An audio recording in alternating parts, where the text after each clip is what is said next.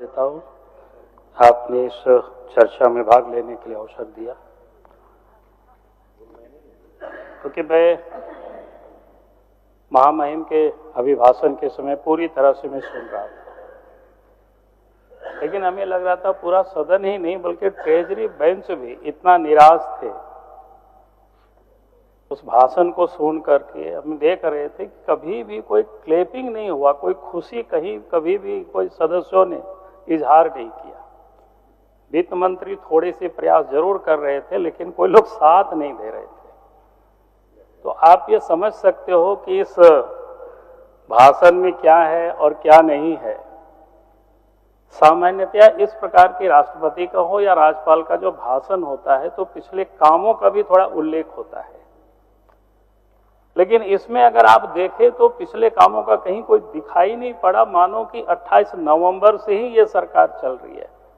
वास्तव में सरकार ने पिछले 5 वर्षों तक कार्यकाल को अपनी पूरा किया है। उपलब्धि भी कुछ बताते और आगे हम क्या बढ़ेंगे, लेकिन उपलब्धि क्या बताएंगे जो कि 5 वर्षों में क्या क्या हुआ है इस राज्य में घटना वो बता नहीं सकते हैं। वो बताएंगे तो फिर सब लोग शर्मसार हो जाएंगे। तो इसलिए उन चीजों को इन्होंने छोड़ करके 28 तारीख से इन्होंने अपनी यात्रा को प्रारंभ किया। मैं कहूंगा कि स्टीफन जी बहुत पुराने सदस्य हैं, मैं उनको धन्यवाद देता हूं कि जब इन्होंने भाषण के प्रारंभ किए इन्होंने, तो उन्होंने सबसे पहले आप सबने सुना, हम सबने सुना कि उन्होंने इलेक्शन कमीशन को बड़ी धन्यवाद दिया। उसके लिए मैं स्टीफन जी को बधाई देता हूं, क्योंकि उनके जो सहयोगी साथी है कांग्रेस पार्टी को, उनको इलेक्शन कमीशन पर, ईवीएम पर कोई विश्वास ही नहीं होता है, भरोसा ही नहीं होता है। हम स्टीफन जी से भी चाहेंगे कि भाई थोड़ा सा मित्र लोगों को भी समझाया करिए कि इलेक्शन कमीशन निष्पक्ष रूप से चुनाव कराती है। अरे इसमें व्यवस्था प्रदीप जी बोलने दीजिए, प्रदीप जी बोलने दीजिए। क्या व्यवस्था है, बोलने दीजिए। अब व्यवस्था वाला को हम रोक रहे हैं। बोलिए 1 मिनट बाबूलाल जी, 1 मिनट। मेरी व्यवस्था ये है अध्यक्ष महोदय कि कांग्रेस का विश्वास नहीं है। बाबूलाल जी ये बताएं कि अभी प्रधानमंत्री जी ने पहले जो इलेक्शन कमीशन चुनने के लिए प्रतिपक्ष को रखा जाता था, न्यायाधीश होते थे, जस्टिस होते थे सुप्रीम कोर्ट के, सुप्रीम कोर्ट का नाम क्यों हटाया, इसका जवाब है इनके पास। चलिए बोलिए बाबूलाल जी, आप बोलिए। चलिए बोलिए, हो गया बाबूलाल जी बोलिए। मान्य सदस्य नवीन जी बोल रहे हैं भाई, वही बात बोल रहा है, बोल रहा है नेता बोल रहा है। देखिए मैं समझता हूं कि विधायक जी को अच्छी तरह से पता है, लेकिन इनकी भी आदत है कि थोड़ा बोलने की, ताकि टेलीविजन में लोग देख सके। भाई पूरी कांग्रेस पार्टी की राज रही है लंबी समय तक, और उस समय कहीं भी कोई चीफ जस्टिस को इलेक्शन कमीशन के सदस्यों के और अध्यक्ष के चुनाव में कहीं नहीं भूमिका होती थी। और फिर किस अवस्था में वो बनी, कोर्ट ने वो निर्देश दिया और फिर बाद में कानून बनाए नरेंद्र मोदी जी की सरकार ने, और उसके बाद अपोजिशन के लीडर को समायोजित किया। कभी पहले तो समायोजित नहीं होते थे। तो मैं कह रहा था कि स्टीफन जी ने इसको काफी अच्छे ढंग से, और मैं इसकी सराहना करता हूं कि जो अच्छा काम करते हैं उनकी हमें शाबाशी देनी चाहिए। अच्छे बोलते हैं उसके लिए, क्योंकि इन्होंने इलेक्शन कमीशन को अच्छा कहा, ईवीएम को अच्छा कहा, उसके लिए बहुत बहुत धन्यवाद। उसके बाद मैं थोड़े से किसानों के बारे में चर्चा करूंगा, क्योंकि किसानों के बारे में काफी चर्चाएं हुई और मानो ऐसा बता रहे थे, पेश कर रहे थे कि ये सरकार किसानों की कितनी बड़ी हितैषी है, लेकिन वास्तविकता क्या है? वास्तविकता कोसों दूर है। वास्तविकता आप याद करिए, अभी तुरंत चुनाव हुआ है। चुनाव के समय इन्होंने क्या कहा था, पूरे मंच में कहा था, इनके घोषणा पत्र में 3200 रुपया कुंटल प्रति कुंटल धान के किसानों के अध्यक्ष जी ये खरीदारी करेंगे, जनता की अदालत में बोल करके आए। इनका घोषणा पत्र है, मैं इसको लाया नहीं हूं, कल दिखा रहे थे। आप कितना में खरीद रहे हैं? 2400 रुपया में। 2300 रुपया तो भारत सरकार देती है, 100 रुपया बोनस दे रहे हैं। यानी 800 रुपया तो अपने घोषणा से आप मुकर गए और इसके बाद भी किसानों की बड़ी बड़ी बात कर रहे हैं। बल्कि इस देश के प्रधानमंत्री आदरणीय नरेंद्र मोदी जी ने तो किसानों को साल में 6,000 रुपया दे रहे हैं, बैंक के खाते में डीबीटी के माध्यम से सीधा भेज रहे हैं। उसके बाद आज भी आप सबने देखा कि प्रश्नकाल में भी आया था, सरकार ने किसानों के लिए कहा था कि हम 60 लाख धान की खरीदारी करेंगे, 60 लाख कुंटल धान की खरीदारी करेंगे। लेकिन अभी तक सरकार का ही उत्तर है, आज उन्होंने उत्तर दिया है मात्र 37% ही खरीदारी हुई। उसमें भी अब कह रहे अप्रैल तक की खरीदारी करेंगे। अध्यक्ष महोदय, हम सबको पता है, हम सब गांव से आते हैं, झारखंड में छोटे छोटे किसान है, कोई अप्रैल तक धान को नहीं रख सकता है, 15 अप्रैल तक। वो तो खुले बाजारों में 1800-1900 रुपया प्रति क्विंटल में वो बेच रहे हैं। यानी आप भी उसको ठीक प्रकार से खरीदारी नहीं कर रहे। होना क्या चाहिए था, झारखंड में एक ही फसल होता है जो एमएसपी के तहत आते हैं, जो बिक्री यहाँ के किसान कर पाते हैं, वो धान ही होता है। गेहूं भी नहीं होता है, तेलहन दलहन भी यहाँ के किसान उतना बेच नहीं पाते। तो सरकार का काम था ये धान की खरीदारी कम से कम ईमानदारी से और खरीदती, और जो इन्होंने घोषणा किया था उसको पूरा करते, लेकिन उसको भी उन्होंने पूरा नहीं किया। इसलिए मैं कह रहा हूं कि ये धान के बारे में जो इन्होंने इतनी लंबी लंबी बातें की किसानों के बारे में, वो बिल्कुल ऐसे ही है जैसे हवा में सारे बातों को इन्होंने रखा है। उसके साथ साथ मैं एक बात भ्रष्टाचार के बारे में कहूंगा कि भ्रष्टाचार की ये चर्चाएं खूब हुई, सबों ने किया है चर्चाएं कि भ्रष्टाचार समाप्त करेंगे, उसके लिए कृत संकल्प है सरकार, अच्छी बात है। लेकिन वास्तविक स्थिति है क्या राज्य में?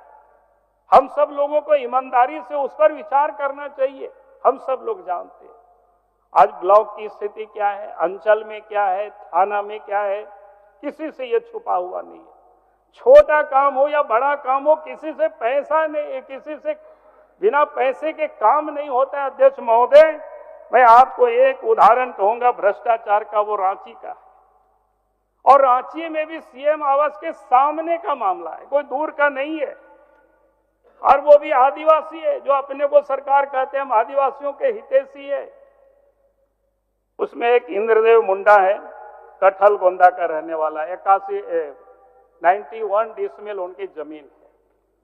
2002 से लेकर के 2018 तक उन्होंने सिविल कोर्ट में केस लड़ा, और सिविल कोर्ट में केस उनको जीता, डिग्री मिला उनको, और इसके बाद रसीद काटने के लिए सीओ के यहां तक आना जाना करते रहा, लेकिन नहीं हुआ। तो अंत में फिर वो हाई कोर्ट चले गए अध्यक्ष महोदय, और हाई कोर्ट ने उनको जजमेंट दिया कि उनका रसीद कटे 2023 के अक्टूबर में।